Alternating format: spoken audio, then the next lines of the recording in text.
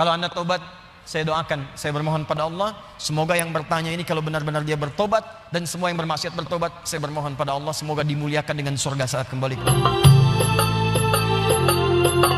Ustadz, apakah Allah masih menerima tobat kita jika kita sudah pernah berzina? Oh, kalau berzina jangan ikut-ikut saya. Kita zina sama pelacur. Gini, kalau Anda masih punya kesempatan bernyawa dan belum sampai nyawa itu ke kerongkongan, maka tobat itu sangat terbuka bagi Anda.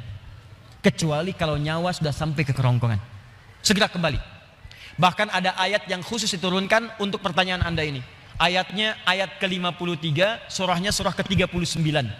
Ayat itu diturunkan untuk menjawab seseorang yang terlibat dengan pertanyaan Anda seperti ini dan dia mau tobat. Maka Allah turunkan ayat kuliah ibadiyalladzina asrafu ala anfusihim la taqnatu min rahmatillah. Katakan Muhammad pada hamba-hambaku yang telah berbuat israf. Di antara israf yang mengerjakan perbuatan dosa besar. Dosa besar di antaranya zina. Ketika dikerjakan seperti itu dia mau tobat. Kata Allah, ayo tobat, jangan putus asa dari rahmat Allah Subhanahu wa taala. Kenapa ada kalimat jangan putus asa? Karena orang kalau berbuat dosa besar, setannya lebih mudah menjerumuskan dia. Karena akan dibuat kalimat-kalimat dalam dirinya seakan-akan mencegah dia untuk bertobat. Sudah, dosa kamu berbuat sudah begitu besar, nggak ada kesempatan untuk bertobat lagi. Sudah, kamu sudah terlanjur basah, berenang sekalian, tinggalkan perbuatan yang ini. Kamu medannya di sini, kamu dunianya di sini. Kata Allah, itu semua tidak benar. Saya itu adalah Tuhan rahmat, bukan Tuhan ghadab. Rahmat saya melebihi ghadab yang ada dalam diri saya. Maka rahmat itu manfaatkan. Tobat. Ayo tobat. Saya katakan, jangankan Anda, pelacurnya pun. Maaf ya. Duhai perempuan-perempuan dimanapun Anda berada, yang terjebak dalam pengaruh setan untuk menjajakkan dirinya, sehingga disebut dengan pelacur. Maaf, saya tidak ingin memperindah bahasa ini. Saya tegaskan pada Anda ya, kalau maksiat itu istilahnya jangan dibikin sopan. Kalau dibikin sopan nanti bangga tampilannya. Maaf, koruptor maling. Ketika dibuat koruptor, dipakein jaket kuning, cuma pakai jaket, masya Allah, enak banget senyum-senyum bawa tas. Kontingen koruptor Indonesia bawa tas, senyum, foto-foto, bilang maling. Samakan dengan ayam. Kenapa orang pencuri ayam disebut maling? Pencuri uang ratusan miliar triliun disebut dengan koruptor. Walaupun mungkin maknanya berbeda, tapi kalimatnya diperindah. Maaf, perempuan menjajakan diri di malam hari jangan disebut kupu-kupu, nggak ada hubungan. Kupu-kupu aja nggak begitu. Ya, sebut aja dengan bahasa yang menjijikkan itu sehingga orang menjauhinya. Pelacur, selesai. Laki-lakinya apa? Jangan dipersempit. Buaya aja nggak begitu. Udah sebut aja misalnya pria jahat, pria buruk, pria pezina, selesai. Tuh pria pezina tuh. Bukan itu hidung belang, hidungnya sama. Nggak belang dia. Katakan pezina. Begitu disebut pezina, dia akan menjauhi perbuatan itu. Ayo, tempat-tempat zina, sebut aja begitu. Ya, jangan disebut dengan kalimat-kalimat yang indah. Begitu disebut dengan kalimat yang indah, seakan-akan perbuatan itu menjadi baik.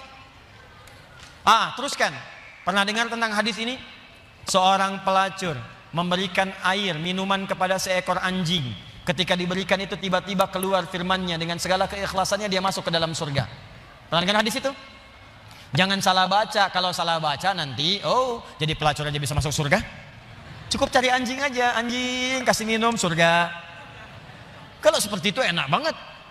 Bukan, cara bacanya adalah ketika dia memberi minuman itu, dia sadar dengan dirinya. Ini anjing aja hewan najis, disebut najis, keadaannya terhina, diberikan minuman, tiba-tiba dia bisa berubah beraktivitas dengan cara yang baik. Saya manusia, bukan hewan. Walaupun saya melakukan perbuatan hina, kenapa saya tidak berubah seperti anjing ini punya energi? Dalam bahasa syariat, wahyu itu disebut dengan tuntunan air.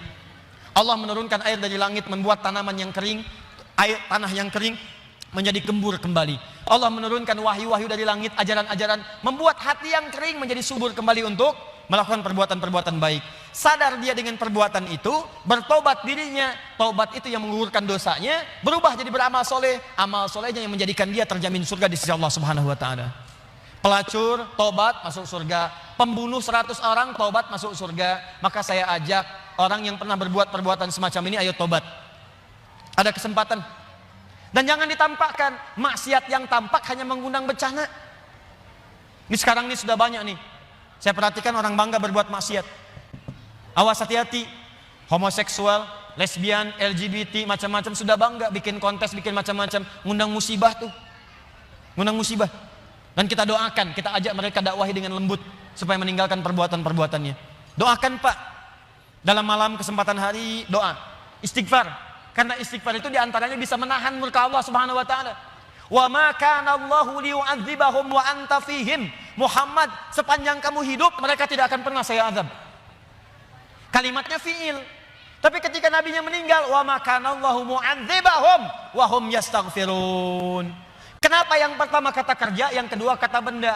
Pertama kata kerja karena di zaman Nabi setelah masuk Islam jarang orang berbuat maksiat. Setelah nabinya meninggal berubah jadi kata benda, orangnya banyak bermaksiat. Tapi kenapa azab ditahan oleh Allah? Ada kalimat di ujungnya wahum yastaghfirun, karena ada orang-orang yang masih istighfar kepada Allah Subhanahu wa taala. Kita berdoa malam. Ya, bikin programnya. Saya kemarin ke Padang berapa waktu lalu, wali kota Padang punya program Padang bebas maksiat. Saya kira ayo Kabupaten Bandung. Ya, Kabupaten Bandung bebas maksiat. Anda berdoa, dakwahi, tampakkan kebaikan. Ayo mulai sekarang yang ngaji dengan saya minta komitmennya. Kalau Anda pegawai berangkat ke kantor, perilaku yang baik. Tunjukkan nilai keislaman. Jujur dalam bekerja. Jangan takut. Anda tidak akan kehilangan rezeki. Anda nggak korupsi pun rezekinya segitu. Anda korupsi rezekinya nggak nambah segitu juga. Jadi kalau Anda bisa dapatkan yang halal, kenapa mencari dengan yang haram? Nggak usah. Yang baik-baik aja. Rezeki Anda sudah terjamin. Demi Allah saya katakan, kelihatannya banyak, cuman segitu juga. Kalau Anda berbuat baik, ditahan oleh Allah, seperlunya dikasih, perlu dikasih supaya Anda nggak repot. Kadang-kadang dikasih banyak supaya bisa zakat, supaya bisa infak. Cukup tempuh dengan cara yang jujur, rezeki datang dengan semestinya. Ayo Anda yang bekerja di birokrasi, di diplomasi, jujur aja udah. Tunjukkan nilai keislaman. Pak, kenapa sok soleh sih? Gak nerima proyek begini, bukan sok soleh. Saya ingin menunjukkan bahwa agama yang saya peluk selalu mengarahkan pada nilai-nilai kebaikan. Demi Allah saya katakan, saya tidak menerima ini pun rezeki saya akan didapatkan dengan seperlunya. Sesuai dengan kebutuhan saya. Paham? Ditinggalkan yang tidak baik. Apapun pekerjaan Anda, yang polisi, yang tentara, yang macam-macam, yang camat, yang lurah, yang bupati. Ayo, kalau Anda merasa mengaji dengan kami, tunjukkan bahwa apa yang kita pelajari bisa dipraktekkan dalam kehidupan. Yang seperti ini, tobat. Kalau Anda tobat, saya doakan, saya bermohon pada Allah, semoga yang bertanya ini kalau benar-benar dia bertobat, dan semua yang bermaksiat bertobat, saya bermohon pada Allah semoga dimuliakan dengan surga saat kembali kepada Allah Subhanahu wa taala.